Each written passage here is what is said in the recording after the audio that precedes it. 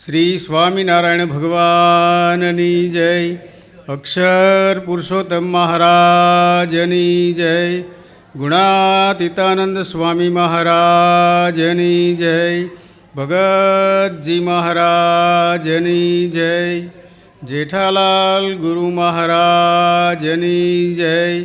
મગનલાલ ગુરુ મહારાજની જય. પૂંજા બાપા ગુરુ મહારાજની જય. અંબાલાલ ગુરુ મહારાજની જય. પ્રગટ ગુરુ હરિ મહેશ બાપા ગુરુ મહારાજની જય. સંવત 1882 મહાસુદ પાંચમ એના દિવસે વડતાલની અંદર નારાયણ મહોલમાં બેસી અને ભગવાન સ્વામિનારાયણે શિક્ષાપત્રી જે લખી છે એના ઉપર આજે 3 દિવસની પારાયણનો આપણે લાભ લઈશું. તો સૌ પ્રથમ લાભ લેતા પહેલાં આ શિક્ષાપત્રી એ શું છે, તો શિક્ષાપત્રીનું મહત્ત્વ કેવું છે એ પણ આપણે જાણવું જરૂરી રહ્યું. કોઈ પણ વસ્તુનું મહત્ત્વ સમજાય તો એ આપણા જીવમાં ઉતરતું હોય છે. તો આ શિક્ષાપત્રી છે એ કુલ 212 શ્લોક છે અને આ 212 શ્લોકની અંદર મહારાજે જેને કહેવાય કે ગાગરમાં સાગર સમાવી દીધો છે. બીજું કે સર્વ જીવ હિતાવહ આ શિક્ષાપત્રી છે. તમામ જીવોનું હિત થાય એવી રીતની આજ્ઞાઓ આ શિક્ષાપત્રીમાં મહારાજે આપણને આપેલી છે. પછી આગળ આ શિક્ષાપત્રી પ્રમાણે જે વર્તે, નિયમોનું જે પાલન કરે એ મનુષ્ય આ લોક અને પરલોક એને વિશે મહાસુખિયા થાય છે. અને જો ન પાડે તો બિલકુલ એનાથી વિરુદ્ધ મહારાજે એને કુબુદ્ધિવાળા કહ્યા છે અને આ લોક અને પરલોક એમ બંનેમાં મહાકષ્ટને પામે છે. એટલે એ રીતે જોઈએ તો શિક્ષાપત્રી એ ખૂબ અગત્યનો ગ્રંથ છે. વળી પાછું મહારાજે કહ્યું કે એ મન વાંછિત ફળ આપનારો ગ્રંથ છે. સારધાર રીતે જો પાડીએ તો આપણને આપણું ધાર્યું કામ એ પણ એમાંથી મહારાજ પૂરું પાડતા હોય છે. પછી મહારાજ કહે છે, આશીર્વાદ આપતા કહે છે કે શિક્ષાપત્રી પ્રમાણે વર્તનાર એ ધર્મ, અર્થ, કામ અને મોક્ષ આ ચારેય પુરુષાર્થની સિદ્ધિને નિશ્ચય પામશે. નિશ્ચય એટલે ચોક્કસ પામશે એવું વરદાન પણ મહારાજ આપે છે. તો શિક્ષાપત્રીની પૂજા કરી શકાય, શિક્ષાપત્રીની ષોડશોપચારથી પણ પૂજા કરી શકાય. એ ભગવાનની મૂર્તિ છે એમ સ્વયં ભગવાને કહ્યું છે અને એ પરમ કલ્યાણકારી છે. હવે આ શિક્ષાપત્રી પૃથ્વી લોક ઉપરથી અક્ષરધામની નિસરણી છે. એનો એક છેડો આ ધરતી ઉપર છે અને બીજો છેડો એ અક્ષરધામમાં છે. પણ આ પગથિયા આ નિસરણી ચડવી હોય તો મહારાજે કન્ડિશન એક કરી છે કે આપેલા નિયમોનું સારધાર પાલન કરવું. શિક્ષાપત્રી એટલે આમ જોઈએ તો એનીથિંગ ડુ એન્ડ ડોન્ટ. ઇંગ્લિશમાં કેવું હોય તો એમ કહી શકાય કે એનીથિંગ ડુ એન્ડ ડોન્ટ એટલે શું કરવું અને શું ના કરવું, વિધિ નિષેધ, એની આ સમજ પણ આપણને મહારાજે શિક્ષાપત્રીમાં આપેલી છે. તો આવી રીતે શિક્ષાપત્રીનો મહિમા તો ખૂબ ઘણો બધો છે. ગુણાતીતાનંદ સ્વામીએ પણ 4થા પ્રકરણની 58મી વાતમાં એ વાત કરતા હતા ત્યારે ગુણાતીતાનંદ સ્વામી એ દેવરાજીયા ગામમાં વિરાજમાન હતા અને ત્યાં એમણે વાત કરી કે દેહ મૂકીને જેને પામવા હતા, જેને મળવું હતું તે ભગવાન ને સાધુ આ આપણને મળ્યા એ જ છે. આવું 3 વખત બોલ્યા અને ગાદી ઉપર 3 વખત આમ હાથ થપથપાવ્યો. એટલે કે આ વાત ચોક્કસ છે, માનવા જેવી છે, ખોટી નથી. અને આ સાધુ છે તે ભગવાનનું ધામ છે, તેને પણ આપણે છતાં દેહે જ પામ્યા છીએ. અને પછી આગળ સ્વામીએ ત્યાં વાત કરી કે મહારાજે આ શિક્ષાપત્રી લખી છે એનો મુખ્ય હેતુ કે આપણે ત્યાગી ગૃહસ્થ એ બધાય કોઈનાય કોઈ પણ પ્રકારના વાંકમાં ના આવીએ, ગુનામાં ના આવીએ, એટલા માટે મહારાજે આ શિક્ષાપત્રી લખી છે. એ આપણે સારધાર પાડવી. હવે આપણે આ શિક્ષાપત્રી પાડીએ એનાથી ફાયદો શું છે, એના હેતુ શું છે, તો એ પણ ગુણાતીતાનંદ સ્વામીએ બતાવ્યા છે કે શિક્ષાપત્રી પાડીએ તો ભગવાન અને સંત રાજી થાય. આ જીવનમાં કરીને કરવાનું છે શું? ભગવાનને રાજી કરવાના છે, સત્પુરુષને રાજી કરવાના છે, અને આપણને મળ્યા જે પ્રગટ એવા ગુરુ મહારાજ એમને રાજી કરવાના છે. આ રાજી કરીએ તો આપણું જીવન ધન્ય બની જાય છે. પછી કે આપણે આત્યંતિક મોક્ષ જોઈતો હોય, એટલે કે અક્ષરધામ જોઈતું હોય, તો એની સાધના આપણે જે કરીએ છીએ, ભક્તિ કરીએ છીએ, એ ભક્તિમાં પણ કોઈ જાતનું વિઘ્ન ના આવે જો શિક્ષાપત્રી પ્રમાણે વર્તીએ તો. ભજન કરવા બેઠા હોય અને 4-5 ઉઘરાણીયા આવીને બેસે તો, એટલે મહારાજે કહ્યું છે કે આ ઉઘરાણીયા આવે એવું શિક્ષાપત્રીમાં ક્યાંય કહ્યું નથી. એટલે એ રીતે પણ એ આપણને ઉપયોગી છે. વળી બીજો પણ એક હેતુ છે કે અનેક પ્રકારના અત્યારે રોગો થાય છે, દુઃખો આવે છે, અને પરિણામે કેટલોય વિનાશ થાય છે. તો એ વિનાશના દુઃખમાંથી બચવા માટે પણ શિક્ષાપત્રી એ અમૂલ્ય ઔષધ છે. તો આવી રીતે આત્યંતિક મુક્તિના સાધના માર્ગમાં પણ આપણને આ શિક્ષાપત્રી અનુકૂળ થાય છે, સરળ રહે છે. પછી કોઈ પણ પ્રકારે કોઈના વાંકમાં ન આવીએ, અને બીજું કે પોતાના ઈષ્ટદેવ એટલે કે ભગવાન સ્વામિનારાયણ, પછી આપણા ગુરુ અને આપણો સંપ્રદાય, આ ત્રણેયને ક્યારેય ક્યાંય ડાઘ ન લાગે, ક્યારેય કોઈને ક્યાંય લાંછન ન લાગે, કલંક ન લાગે, એટલા માટે આ શિક્ષાપત્રી મહારાજે લખી છે. સત્સંગી થઈ અને આપણે કંઈક આડી અવડી વાતો કરીએ કે કોઈને ન કહેવાનું ન બોલવાનું બોલીએ, આપણામાં એવા અભાવ અવગુણ ન આવે, એના માટે સારધાર રીતે આ શિક્ષાપત્રી પાડવી. તો આ 3 વસ્તુ જે છે કે ભગવાન, ગુરુ અને સત્સંગને ક્યારેય કલંક ન લાગે. સ્વામિનારાયણ ભગવાનનો તિલક ચાંદલો કરીને સિગરેટ પીતા હોઈએ તો એ ભગવાનના માટે કલંક છે. કોઈ જોશે તો કહેશે કે જોયો સ્વામિનારાયણનો ભગત તિલક ચાંદલો મોટો કર્યો છે અને હાથમાં તો સિગરેટ પકડી છે, મસાલા ખાય છે. તો એ પણ એ આપણાથી ન થાય એના માટે આ શિક્ષાપત્રી છે. આવા અનેક હેતુથી શિક્ષાપત્રી પાળવાની મહારાજે આપણને આજ્ઞા કરી છે. અને હમણાં જ નિકભાઈએ કહ્યું કે આપણે નાની વસ્તુ, ઇલેક્ટ્રોનિક વસ્તુ કે કોઈ પણ વસ્તુ ખરીદીએ કે જે યંત્રથી ચાલતી હોય, તો એ યંત્રને ચલાવવા માટે કંપની મેન્યુઅલ આપે છે, કેવી રીતે એને વાપરવું. એક ભાઈ હતા, વોશિંગ મશીન લાવેલા ઘરે, અને સારામાં સારી કંપનીનું વોશિંગ મશીન હતું, પણ 5 દિવસમાં એણે કંપનીને ફરિયાદ કરી કે વોશિંગ મશીન બંધ થઈ ગયું છે. તો કંપનીવાળાએ વિચારમાં પડી ગયા કે આ લેટેસ્ટ મોડલનું સાધન બંધ પડે નહીં. તો જોવા આવ્યા, તપાસ કરી, અને પછી પેલા ભાઈને પૂછ્યું કે આ વોશિંગ મશીન છે, આ છાશ બનાવવાનું મશીન નથી. પેલા ભાઈ અંદર દહીં નાખીને લસ્સી બનાવતા હતા અને વેપાર કરતા હતા. તો આ મેન્યુઅલ એટલા માટે છે. તો એમ ભગવાને આપણને આ શરીર મોંઘામૂલું આપ્યું છે, એને પણ આપણે કેવી રીતે વાપરવું એની વાત પણ શિક્ષાપત્રીમાં મહારાજે આપણને આપી છે. તો આવી રીતે ઘણા બધા મહાન સંતો આ લોકના અને મોટા સત્પુરુષો પણ આ વાક્ય બોલ્યા છે કે શિક્ષાપત્રી પ્રમાણે જે માણસ જીવે એને જિંદગીમાં કોઈ દુઃખ આવે તો હું એનો ગુલામ બની જાઉં. આ બોલનારા મોટા મોટા સંતો છે, મોટા મોટા સત્પુરુષો છે. તો કેટલી બધી મોટી વાત છે. તો સ્વામિનારાયણ ભગવાને આ 212 શ્લોક આપણને આપ્યા છે, સત્સંગીઓને આપ્યા છે. એ સત્સંગીઓ માટે જેને કહેવાય કે સુદર્શન ચક્ર છે, એનાથી ભગવાન આપણી આ બધી રક્ષા કરે છે. અને શિક્ષાપત્રી પ્રમાણે જે જે ઘરમાં પાઠ થતો હોય, જ્યાં જ્યાં આવી પારાયણો થતી હોય, એમાંથી સાંભળીને તો ઘરની અંદર સંસ્કારો વધ્યા છે. જે ઘરની અંદર ક્યાંક થોડી ઘણી કચાશ હતી, કુટેવો હતી, એ બધી નીકળી ગઈ છે. અને બહેનો, ભાઈ એ બધાય સંપીને રહેવા લાગ્યા છે. પછી બહેનો, દીકરીઓ ને વહુઓ એ તો ખાસ, એ પણ બધાય સાસુ, સસરા, માતા, પિતા એ બધાની ભાવથી સેવા કરવા લાગ્યા છે.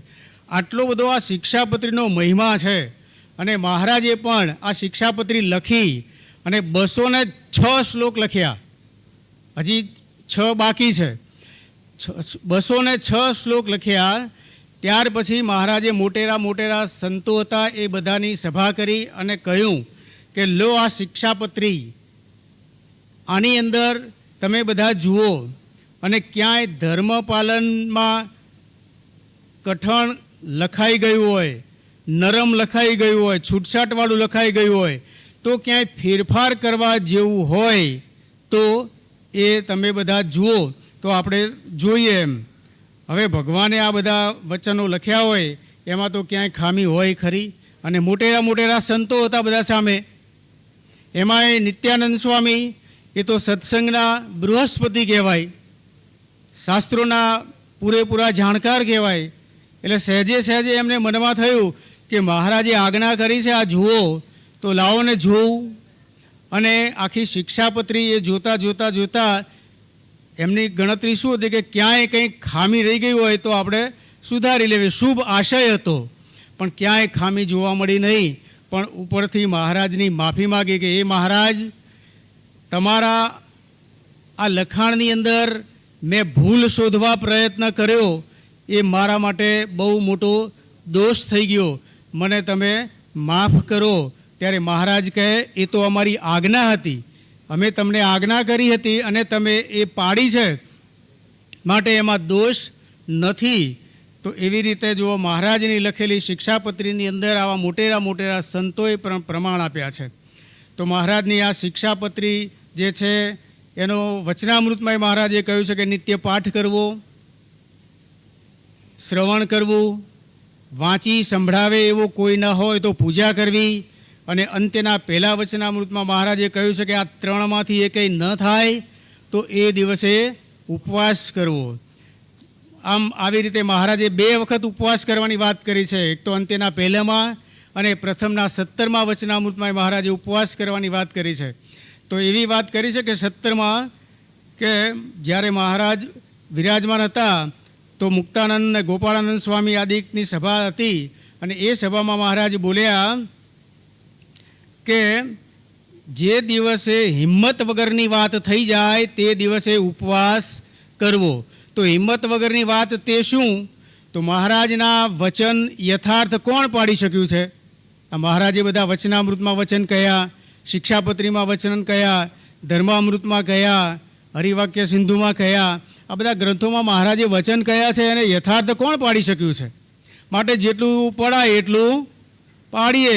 બાકી મહારાજ તો કષ્ટભંજન છે, દુઃખ કાપનારા છે, દયાળુ છે, એ બધું માફ કરશે. આપણે આટલું બધું તો એમની સત્સંગમાં આવ્યા છીએ તો આટલું કરીએ છીએ, તો થોડું ના કરીએ તો ભગવાન ચલાવી લેશે. આવી મોડી વાત કરીએ એ દિવસે ઉપવાસ કરવો. તો આમ આવી રીતે મહારાજે 2 વખત ઉપવાસ કરવાની વાત કરી છે. હવે ભગવાને લખેલી શિક્ષાપત્રી આપણે પાડીએ તો મહિમા વધી જાય. અને આપણી જાતને, એટલે કે આપણે સત્સંગી છીએ અને કહેવડાવીએ કે હું સત્સંગી છું, પણ સત્સંગી ખરો તો ત્યારે કહેવાય કે જ્યારે સત્સંગી તો તેને કહીએ રે, જે શિક્ષાપત્રી પાડે રે, નિયમ નિશ્ચય પક્ષ ન મૂકે રે, નિર્મળ નજરે નિહાળે રે. આવા હોય એને સત્સંગી કહેવાય. હવે શિક્ષાપત્રીની આ વાત આપણે આટલી તો જોઈ કે આટલું મહત્ત્વ છે. તો આ મહત્ત્વ છે તો આપણે પછી એનું પાર આપણા જીવનની અંદર ઉતારવા માટે સારધાર પ્રયત્ન કરીએ તો કામ લાગે. હવે આ શિક્ષાપત્રી ઉપરથી ભાષ્ય લખ્યું છે કે આપણને સરળ રીતે સમજાય. શિક્ષાપત્રીમાં મહારાજે શ્લોક લખ્યા છે, એ શ્લોકનું ભાષાંતર અને સાથે એનું જે ભાષ્ય, એટલે કે સમજણ સારી રીતે પડે એવી રીતે ગુજરાતી ભાષામાં આ સતાનંદ સ્વામીએ એ ભાષ્ય લખ્યું છે. તો સતાનંદ સ્વામી એ પણ જેમ તેમ જેવા તેવા સંત નહોતા. એમણે આ મહારાજે શિક્ષાપત્રી લખી તો 350 જેટલા શાસ્ત્રો એનો અભ્યાસ કર્યો અને એ અભ્યાસની અંદર જે લખેલું હતું એ જ આ શિક્ષાપત્રીની સાથે મળતું આવતું હતું. એટલે એના પ્રમાણને આપી અને પછી આ ભાષ્ય એમણે લખ્યું છે. તો એવા સતાનંદ સ્વામી એ મિથિલા પ્રદેશની અંદર વિષ્ણુ દત્તને ત્યાં જન્મેલા અને પૂર્વાશ્રમના એ મુમુક્ષુ હતા. એકવાર અખાત ત્રીજના દિવસે સંઘ સાથે ભગવાનના દર્શન કરવા બદ્રિકાશ્રમમાં પધારેલા, પણ પછી ત્યાં ને ત્યાં જ રોકાઈ ગયા. પછી ચાતુર્માસ શરૂ થવાના હતા, તૈયારી હતી, અને પછી એ ચાતુર્માસની અંદર પણ ત્યાં રોકાયા, ભગવાનનું ભજન કર્યું, દર્શન કર્યા. તો ચાતુર્માસમાં ભગવાન એમને પ્રસન્ન થયા અને વરદાન માગવાનું કહ્યું. ત્યારે આ સતાનંદ મુનિએ કહ્યું કે ભગવાન, તમારા લીલા ચરિત્ર અને તમારા ગુણગાન ગાવું આખી જિંદગી, એવું મને વરદાન આપો. ભગવાન પ્રસન્ન થાય તો શું માગવું? આ લોકના કોઈ પદાર્થની એને ચિંતા નથી, પણ એ મુમુક્ષુ છે, એમને ભગવાનના ગુણગાન ગાવા છે, એમના લીલા ચરિત્રોનું ગાન કરવું છે. બસ આ એક જ વસ્તુ એમણે માગી અને નરનારાયણ દેવે પ્રસન્ન થઈ અને એમ કહ્યું કે અત્યારે હું ગુજરાતમાં વિચરણ કરું છું, તમે ત્યાં જાઓ. જો નરનારાયણ દેવે પણ આ આજ્ઞા એમને કરી અને એ સતાનંદ મુનિ અમદાવાદમાં પહોંચ્યા અને ત્યાં આવીને સમાચાર મળ્યા કે ડભાણની અંદર ભગવાન સ્વામિનારાયણ યજ્ઞ કરાવે છે. તો ત્યાં ગયા અને ભગવાન સ્વામિનારાયણનો મિલાપ થયો. પ્રથમ દ્રષ્ટિએ જ એમનું મન ભગવાનમાં સ્થિર થઈ ગયું અને ભગવાન પણ એમને ઓળખી ગયા અને એમને ભાગવતી દીક્ષા આપી અને એમનું નામ સતાનંદ જ રાખ્યું. અને પછી એ રીતે એ સેવામાં જોડાઈ ગયા. એવા આ સતાનંદ સ્વામી હતા. વિચરણ કરતાં કરતાં એક વખત એક કડી ગામમાં પધારેલા. આ કડીના ઇતિહાસમાં નોંધાયેલો પ્રસંગ છે. કડીનો જે ઇતિહાસ બનેલો છે એમાં મલ્હાવરાઓનો મહેલ છે, મેલડી માતાનું મંદિર છે, આવા બધા જે પ્રસંગો છે એ કડીના ઇતિહાસમાં એક વખત અમે બધાએ ભેગા થઈ અને આ ઇતિહાસ બનાવેલો. એમાં એક જૂના સ્વામિનારાયણ આપણા સત્સંગી જે હતા એમણે આ વાત કરેલી કે અહીંયા ભગવાન સ્વામિનારાયણ પણ આપણા તળાવની પાર ઉપર પધારેલા, ત્યાં સભા કરેલી અને સાથે સતાનંદ મુનિ પણ એક વખત અહીંયા વિચરણમાં આવેલા. અને એ સતાનંદ મુનિ આ તળાવની અંદર, એ તળાવ છે અત્યારે હાલ પણ કડીની અંદર, અને અમારા ગામ અલદેસણ જતાં કડીની હદ પૂરી થાય, ગામની ભાગોળે તળાવ હોય તો આ ભાગોળે તળાવ છે અને પછી આગળ 4 કિલોમીટર જઈએ એટલે અમારું અલદેસણ ગામ આવે અને મહારાજની ત્યાં દેરી પણ છે. તો એ સતાનંદ મુનિ આ કે તળાવમાં સ્નાન કરવા પધાર્યા, પણ એમાં ડૂબકી મારી અને બહાર નીકળ્યા જ નહીં. ઘણી બધી રાહ જોઈ, પણ પછી તો બધાએ વિચાર્યું કે હવે સતાનંદ મુનિ કદાચ ડૂબી ગયા છે, નહીં નીકળે. પણ પછીથી ખબર પડી કે સતાનંદ મુનિ તો સીધા બદ્રિકાશ્રમમાં નીકળ્યા છે. બોલો, વિચારો કે આવા કેટલા બધા, ક્યાં કડી અને ક્યાં બદ્રિકાશ્રમ, કલ્પનામાંય ના આવે. તો કે બદ્રિકાશ્રમ પહોંચેલા અને ત્યાંના જે રાજા હતા પ્રતાપ ભાનુ, એમને મળ્યા અને એ રાજાને પણ ત્યાં સમાધિ કરાવી. આ બધો મહારાજનો પ્રતાપ છે. મહારાજે સંતોને પણ આવી રીતે હરિભક્તોને કે આ લોકના મનુષ્યોને સમાધિ કરાવી શકે. તો ત્યાં આગળ એ રાજાને પણ એમણે સમાધિ કરાવી અને ભગવાનનું દર્શન કરાવી અને સત્સંગી કર્યા હતા. તો એવી જ રીતે એક વખત ભુજના હમીર સરોવરમાં પણ ડૂબકી મારી અને સીધા બદ્રિકાશ્રમમાં પહોંચ્યા હતા. એ પછી બદ્રિકાશ્રમમાં 6 મહિના રોકાયા અને પછી બદ્રીપતિને કહ્યું કે હવે મારે માન સરોવર જવું છે. ત્યારે બદ્રીપતિ નારાયણ કહે કે તમે માન સરોવર જાઓ તો ભલે જાઓ, પણ ત્યાં સ્નાન ન કરતા. તો કે સારું. એમ પણ બદ્રીપતિને એમ વિશ્વાસ આવ્યો કે આ મુનિ છે, જશે તો સ્નાન કર્યા સિવાય રહેશે નહીં. તો સાથે 2 સેવકોને મોકલ્યા અને ત્યાં ગયા બદ્રિકાશ્રમ માન સરોવરમાં. અને આટલું બધું સરસ દિવ્ય વાતાવરણ, આવું સરસ સરોવર જોયું એટલે એમનું મન ઝાલ્યું ના રહ્યું અને તળાવમાં ડૂબકી મારી આટલું ઠંડુ પાણી અને જોયું તો ત્યાં ને ત્યાં સ્થિર થઈ ગયા પાણીમાં. શરીરનો બરફ થઈ ગયો હોય, લોહીનો બરફ થઈ ગયો. સાથેના સેવકોએ બહાર કાઢ્યા, માલિશ કરી, તાપણી કરી, તપાડ્યા અને પછી પાછા બદ્રિકાશ્રમમાં ગયા. ત્યારે ભગવાને કહ્યું કે અમે તમને ના નહોતી પાડી, પણ કે મહારાજ ભગવાન મારું મન ઝાલ્યું ના રહ્યું અને હું પડ્યો. તો આવા એ સતાનંદ મુનિ હતા. એક વખત કચ્છના તેરા ગામમાં બિરાજમાન હતા અને સામેથી ખેડૂત ભારો લઈને નીકળ્યો, ચારનો ભારો. તો એને સમાધિ કરાવી દીધી. 6 મહિના એમને ઊભો રાખ્યો ત્યાં ને ત્યાં, અને સમાધિમાંથી જાગ્યો ત્યારે એ એમના ચરણોમાં પડી ગયો અને એ સત્સંગી થયો. તો ક્યારેક સાધુઓ સાથે પણ વિચરણ કરવા જતા તો એક વખતે જેતલપુરની અંદર રામદાસભાઈએ એમને કહેલું કે તમે બધાની સાથે જાઓ તો ભલે જાઓ, પણ તમારી યોગ કળાથી આકાશ માર્ગે ઉડી ના જતા, બધાની સાથે ચાલજો. તો એવી રીતે સંતો સાથે ગયા અને કારિયાણી પહોંચ્યા. ત્યાં આગળ મહારાજ હતા, દર્શન કર્યા, કથા વાર્તા સાંભળી. 2 દિવસ થયા અને પાછા અચાનક ત્યાંથી ઉડતા ઉડતા ભાગ્યા. હવે આવું તો શી રીતે બને? ઉડતા ઉડતા, આ મનુષ્ય સ્વરૂપ છે, ક્યાંય પક્ષી જેવું તો છે નહીં, પાંખો છે નહીં, અને ઉડતા ઉડતા ભાગ્યા. સભાએ દર્શન કર્યા. મહારાજે કહ્યું કે દોડો દોડો, અમને પકડો. અને પછી પાછળ એમની દોડ્યા બધા ઘોડેસવારો પણ એ વખતના ઘોડા પણ ધારદાર ને પાણીદાર, એ પણ દોટ લગાવી અને મહા મહેનતે એમને પકડ્યા અને પાછા ભગવાન પાસે લાવ્યા. ત્યારે ભગવાને કહ્યું, સ્વામિનારાયણ ભગવાન કે અમે તમને કહ્યું નહોતું કે તમે અહીંયાથી ઊભા ના થતા, શું કામ દોડ્યા? તો કે મહારાજ મને તો તમારી મૂર્તિ જ્યાં લઈ જાય ત્યાં હું દોડું છું. મારી આંખોમાં મને મૂર્તિ તમારી જ દેખાય છે, અને એ વખતે મને તમારી મૂર્તિ આમ મારી આગળ દોડતી દેખાણી, તો હું પાછળ પાછળ ન દોડું ન ઉડું તો શું કરું? હું તમને પકડવા માટે તમારી પાછળ પાછળ ઉડ્યો હતો. તો આવું એમની આંખોની અંદર મહારાજની મૂર્તિ એ સદાયને માટે રમતી હતી. તો એટલે જ બ્રહ્માનંદ સ્વામી આના ઉપરથી કીર્તન બનાવેલું કે પ્યારા તારી મૂર્તિમાં મોહી મોહી રે, માવા તારી મૂર્તિમાં મોહી મોહી રે.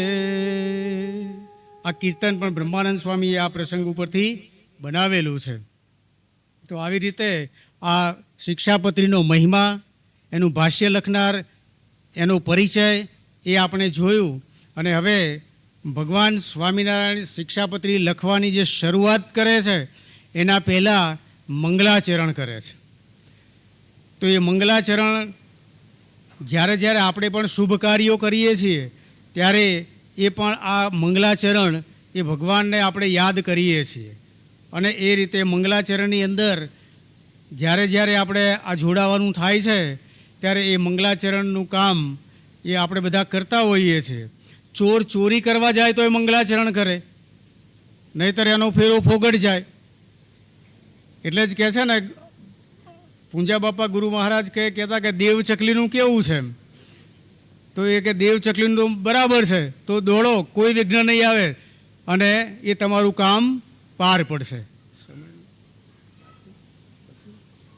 તો આ મંગલાચરણની જે વાત છે, જે વિધિ છે, એ આપણે બપોર પછીના સેશનમાં જોઈશું. શ્રી સ્વામિનારાયણ ભગવાનની જય, ગુરુ મહારાજની જય.